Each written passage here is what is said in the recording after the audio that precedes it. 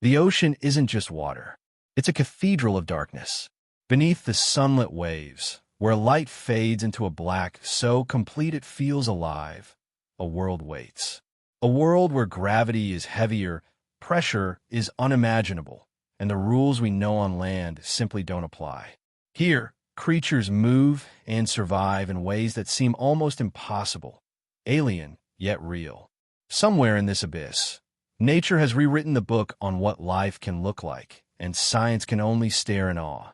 Section 1, 050 to 2 o'clock. Extreme condition, crushing pressure of the deep ocean. Strange adaptation, the translucent, gelatinous body of the deep-sea jellyfish.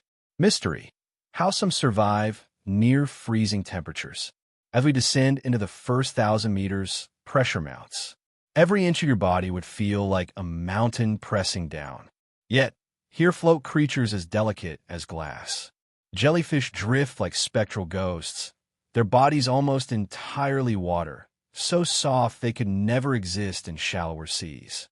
They glow faintly, a soft, haunting light called bioluminescence. But why they glow this way, pattern so precise, yet seemingly random, remains a puzzle scientists are still unraveling. In the cold, just above freezing, it should freeze them solid, but their biology resists. How? That question lingers, unanswered, like the shadows of the deep. Section 2, 2 to 330. Extreme condition, total darkness. Strange adaptation, the lanternfish's lights, flickering like underwater stars. Mystery, how they navigate an endless black void. Deeper now, light vanishes. Not a single ray pierces this gloom. Lanternfish drift in the eternal night, their bodies dotted with hundreds of tiny lights. It's a cosmic dance, signals to find food, find mates, maybe even confuse predators. But without light, how do they know where to go? How do they remember the currents, the cliffs, the hidden valleys below? Scientists have mapped their migration thousands of meters up and down, yet the method, the instinct guiding them through this endless black, is still mostly a mystery. Every flicker raises a new question. What other secrets are hidden in the unlit corridors of the abyss? Section 3, 3:30 to 5 o'clock. Extreme condition, scarcity of food. Strange adaptation, the fangtooth fish, armed with teeth larger than its own head. Mystery, how life persists with almost no sustenance. Farther down, the abyss becomes a desert. Meals are rare, energy is precious. Here lurks the fangtooth fish. Its mouth, a trap, oversized, almost grotesque, can swallow anything unlucky enough to cross its path. Every encounter is a gamble. Every meal, a victory against starvation. Scientists still don't fully understand how these predators thrive in such scarcity. How do they find enough food to survive in a world that seems devoid of it? The question echoes in the cold water. What other survival strategies lie undiscovered, lurking in the crushing darkness? Section 4, 5 to 6:30. Extreme condition, bioluminescent predators.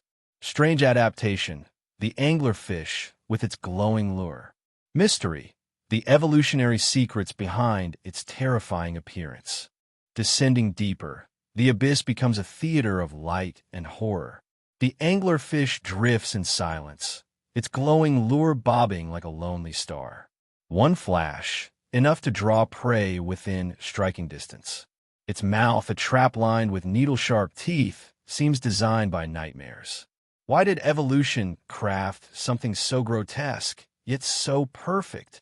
Scientists have theories, but each discovery only deepens the mystery. Why does it need light to hunt in darkness? Why this shape, this size, this terrifying strategy? Section 5, 6:30 to 8 o'clock. Extreme condition, extreme chemical environments near hydrothermal vents. Strange adaptation, tube worms and extremophiles thriving without sunlight. Mystery, life independent of photosynthesis. Near hydrothermal vents, a completely different world appears. Superheated water spews minerals, a poisonous, acidic plume. Yet, here life not only survives, it flourishes. Tube worms clinging to rock, host bacteria that eat chemicals, not sunlight. Entire ecosystems exist in a chemistry alien to us. How did life evolve to exploit such extremes? Could this hint at life on other worlds, thriving in conditions we would call uninhabitable? Each vent is a question mark, each organism a challenge to everything we thought we knew about life. Section 6, 8 to 930. Extreme condition, isolation and immense depth. Strange adaptation, gigantism, such as giant squids. Mystery, why some species grow so large in near total darkness.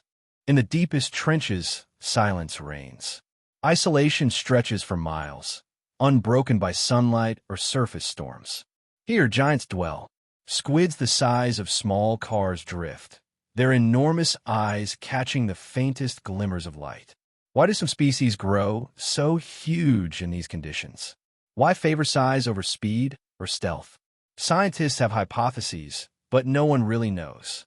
The abyss seems to favor strange extremes, creating life that dwarfs our imagination, yet hides entirely from our eyes. Conclusion, 9:30 to 11 o'clock. Music swells to epic, reflective tones. As we ascend from the abyss, the surface light feels almost fragile. We leave behind a world of darkness, monsters, and miracles. A world that doesn't obey our rules, that makes our biology, our physics, our understanding feel small. The abyss is more than an ocean. It is a reminder that the more we discover, the more we realize how little we truly know. Creatures stranger than science can imagine are not myths. They are real, and they inhabit realms we have barely touched.